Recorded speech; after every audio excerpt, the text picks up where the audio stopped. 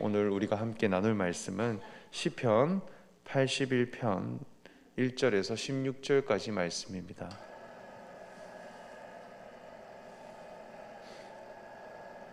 시편 81편 1절에서 16절까지 말씀입니다. 저와 여러분이 함께 교독하시겠습니다. 우리의 능력이 되시는 하나님을 향하여 기쁘게 노래하며 야곱의 하나님을 향하여 즐거이 소리칠지어다. 시리를 푸며 소고를 치고 아름다운 수금의 비파를 아우를지어다. 초하루와 보름과 우리의 명절에 나팔을 불지어다. 이는 이스라엘의 율례요 야곱 하나님의 율례로다. 하나님이 애굽 땅을 치러 나아가시던 때에 요셉의 족속 중에 이를 증거로 세우셨도다. 거기서 내가 알지 못하던 말씀을 들었나니 이르시되 내가 그의 어깨에서 짐을 벗기고 그의 손에서 광주리를 놓게 하셨다. 내가 고난 중에 부르짖음에 내가 너를 건졌고 우레소리의 은밀한 곳에서 내게 응답하며 무리바 물가에서 너를 시험하였도다. 내 백성이여 들으라. 내가 내게 증언하리라. 이스라엘이여 내게 듣기를. 너희 중에 다른 신을 두지 말며 이방 신에게 절하지 말지어다. 나는 너를 애굽 땅에서 인도하여 낸 여호와 하나님이니 내 입을 크게 열라. 내가 채우리라. 내 백성이 내 소리를 듣지 아니하며 이스라엘이 나를 원하지 아니하였도다. 그러므로 내가 그의 마음을 완악한 대로 버려두어 그의 임의대로 행하게 하였도다. 내 백성아 내 말을 들으라. 이스라엘아 내 도를 따르라. 그리하면 내가 속히 그들의 원수를 누르고 내 손을 돌려 그들의 대적을 치리. 여호와를 미워하는 자는 그에게 복종하는 채 할지라도 그들의 시대는 영원히 계속되리라. 함께 읽겠습니다. 또 내가 기름진 밀을 그들에게 먹이며 반석에서 나오는 꿀로 너를 만족하게 하리라 하셨도다. 아멘. 사랑하는 일산중신 성도 여러분, 오늘도 기도의 자리로 나오셔서 하나님의 뜻을 구해가시는 여러분들에게 예수 그리스도의 말씀으로 인한 기쁨이 충만하시기를 간절히 소망합니다. 오늘 우리가 읽은 시편의 말씀은 신앙 공동체 안에서 나와지는 기쁨과 감사를 하나님께 올려드리는 감사의 시입니다. 말씀을 통해서 유추하건대 함께 찬양을 하고 또 초하루와 보름과 우리의 명절에 나팔을 불지어다 하는 것을 보았을 때 아마 초막절에 이스라엘 공동체에서 드리는 찬양시로 볼 수 있겠습니다. 1절부터 3절까지 말씀을 보면 시를 읊으며 소고를 치고 수금의 비파를 아우를지어다. 나팔을 불고 하나님을 향하여 즐거이 소리칠지어다 말씀합니다. 한 절 한 절 말씀을 읽어가다 보면 오늘날 살아가는 저에게까지 이 즐거움과 기쁨이 느껴질 정도로 시편 기자의 마음이 아주 잘 전달되는 그런 표현들과 말씀이 있다 여겨집니다. 그런데 이 기쁨이 무엇으로부터 온 기쁨과 즐거움인가, 이것을 더욱 중요하게 여겨야 하겠다 생각됩니다. 왜냐하면 세상에서도 자기만의 기쁨과 자기만의 찬양이 있기 때문입니다. 내 삶이 너무나 기뻐서 악기를 꺼내어 연주를 할 정도로 들떠 있는데 그 원인이 무엇인가 찾아가 보면 내가 잘 먹고 잘 살았기 때문이라든지 내가 원하는 육체의 계획들이 이루어짐 때문이라면 그것은 하나님으로 인한 기쁨은 아닐 것입니다. 육체의 기쁨이라 하는 것은 저마다 원하는 것도 다르고 관심사가 다르기 때문에 결코 하나 될 수 없는 기쁨입니다. 그래서 사촌이 땅을 사면 배가 아프다라는 말도 있습니다. 나와 상관없는 기쁨이라는 것입니다. 그러나 시편 기자가 기쁜 마음으로 쓴 이 시가 하나님의 말씀이 되어 오늘날 우리에게 전해지는 것은 그 감동과 교훈이 그리고 그 의미가 우리와 하나 될 수 있다는 것입니다. 모든 인생이 찬양하기에 합당한 기쁨이 있다는 것입니다. 인종과 나이와 성별의 차이가 없이 하나님 앞에 지음받은 모든 사람이 기뻐할 수 있는 신앙의 내용들이 있다는 것입니다. 그것을 함께 알아가기를 소망합니다. 먼저 이 시편 기자는 정체성에 대한 변화를 하나님께 감사하고 있습니다. 6절 말씀에 내가 그의 어깨에서 짐을 벗기고 그의 손에서 광주리를 놓게 하였도다 고백합니다. 자신이 들고 있는 광주리를 내려놓게 하신 하나님, 그것을 찬양합니다. 하나님께서 우리의 어깨에 짐을 벗기고 우리의 손에 광주리를 놓게 하셨다 말씀하는데, 당시 광주리는 진흙이나 건축 재료를 옮기기 위해 사용하는 도구였습니다. 이는 애굽에서 피라미드와 국고성을 건설하기 위해 노예로 살아갔던 이스라엘 백성들의 삶을 상징하고 있습니다. 손에 광주리를 드는 삶이라 함은 하나님의 형상을 잃어버린 채 세상 나라의 종으로 살아가며 세상의 위대함을 이루는 데 사용되었던 그 죄인의 삶을 표현하고 있습니다. 그것이 애굽에서의 삶입니다. 그러나 하나님은 이스라엘 백성들을 그 자리에 두지 아니하시고 지도자 모세를 세우셔서 이스라엘 백성들이 광야로 나아가는, 그리고 그곳에서 하나님의 절기를 지키는 자리로 나아가게 하셨습니다. 땅을 옮겨가게 하셨고 세상의 종이 아니라 하나님의 말씀을 듣는 거룩한 백성으로 살아가게 하셨습니다. 이러한 신분과 정체성에 대한 변화가 우리의 삶에 참된 기쁨이 되어져야 하겠습니다. 광야라 하는 곳은 메마르고 아주 척박한 땅입니다. 애굽의 비옥함과는 비교할 수 없을 정도로 열악한 환경입니다. 애굽에서 종살이만 한다면 고기를 먹을 수 있고 그리고 목마르지 않으며 풍요롭게 살 수 있습니다. 그러나 그것보다 더 중요한 가치가 있다는 것입니다. 육신이 무엇을 먹으며 무엇을 마시며 살 것인가, 이 문제보다 더욱 중요하고 더욱 귀한 가치가 있다는 것입니다. 땅의 보화를 남기는 삶보다 더 중요한 보화가 우리의 눈에 보여진다는 것입니다. 이스라엘 백성들은 하나님 앞에 지음받은 목적을 이루어가는 자아 실현을 위해 사는 자들입니다. 그래서 무엇을 먹을까, 무엇을 마실까 염려하는 것이 아니라 그의 나라와 그의 의를 구하라, 예수님께서 말씀하셨습니다. 어떤 의를 가진 사람이 될 것인가, 어떠한 삶의 목적을 가진 사람이 될 것인가, 그것이 나에게서 이루어질 수만 있다면 광야라 할지라도 나아갈 수 있는 사람이 되는 것, 그것이 이스라엘 백성들의 출애굽 사건입니다. 하나님의 말씀이 선포되고 그 선포되어지는 말씀을 통해 하나님은 누구신가 알아가는 것, 그것을 알아가는데 곧 나는 누구인가 하는 것을 알아가는 그 현장이 절기와 예배의 현장이었다는 것입니다.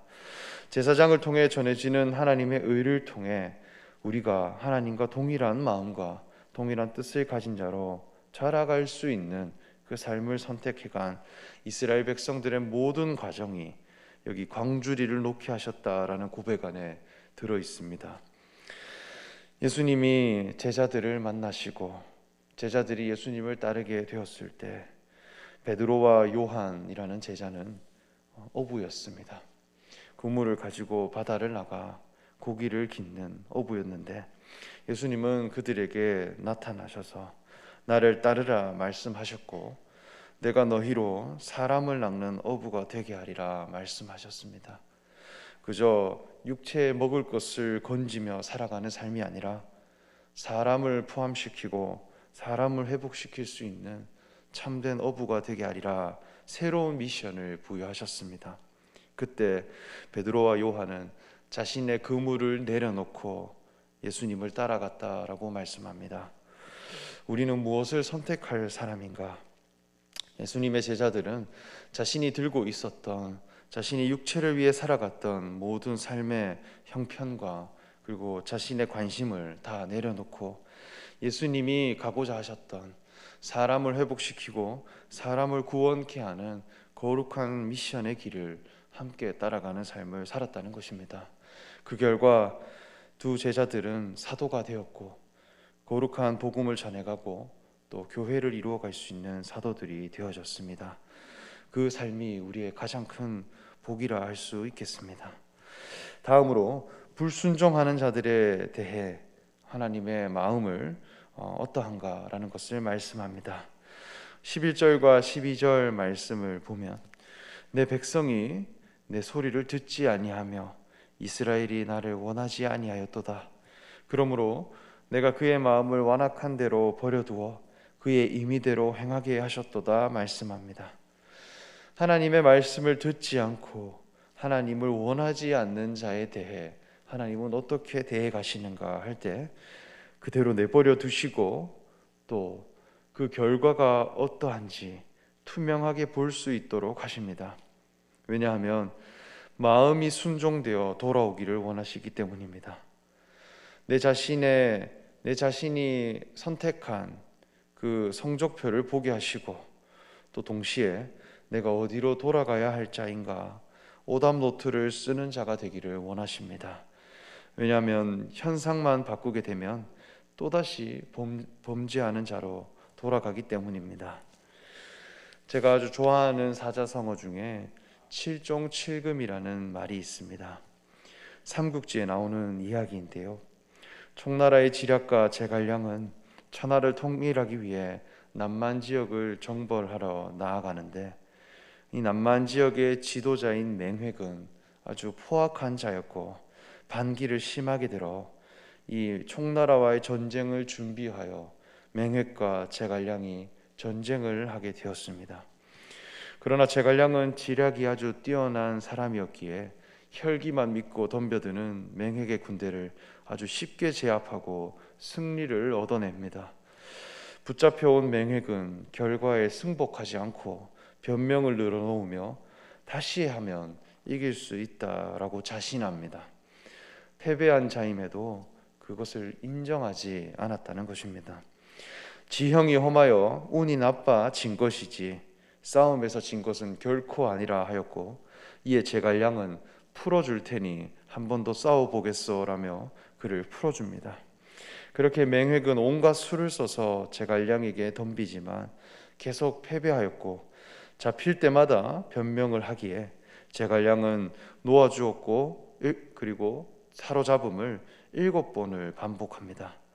결국 마지막 전쟁에서 맹획은 패배한 후 다시 사로잡혀 제갈량 앞으로 왔는데 밧줄에 묶인 맹획에게 제갈량은 아무 말 없이 술을 한 잔 따라주며 그를 풀어줍니다. 그리고 돌아가서 또 다시 싸울 채비를 하시지요 라고 말을 했습니다. 맹획은 그때서야 이 못난 맹획을 7번이나 사로잡았다가 죽이지 않고 돌려보냈는데 고금에 이런 일이 어디에 있겠는가. 승상께서는 이 못난 놈에게 은혜를 베푸실 대로 다 베푸셨다. 그 은덕을 모른다면 내가 어떻게 사람이라 할 수 있겠느냐. 그러고는 제갈량 앞으로 나아가 무릎을 꿇으며 맹세합니다. 승상의 하늘 같은 위엄을 기억하고 우리 남인들은 영원히 반란을 일으키지 않을 것입니다. 그리고 제갈량은 남만 지역을 모두 맹획에게 맡기고 총나라로 돌아갔습니다. 그리고 한 마음과 한 뜻으로 연합하여 통일을 이루어 갔다라는 이야기입니다. 그래서 7종 7금이라는 말은 사람의 마음을 사로잡기 위해 잡았다가 놓아줌을 반복하는 그 지혜를 뜻합니다. 사람의 몸을 사로잡는 것은 어쩌면 너무 쉽습니다. 전쟁에서 승리하고 무력과 군사력으로 제압하면 사람의 몸을 사로잡을 수 있습니다. 그러나 사람의 마음을 사로잡는 것은 결코 쉬운 일이 아닙니다. 그러나 마음을 얻은 관계가 되면 한 마음과 한 뜻이 되고 그리고 미션을 공유하는 관계가 되기에 어떤 규칙이나 규정을 뛰어넘는 신뢰 관계가 됩니다.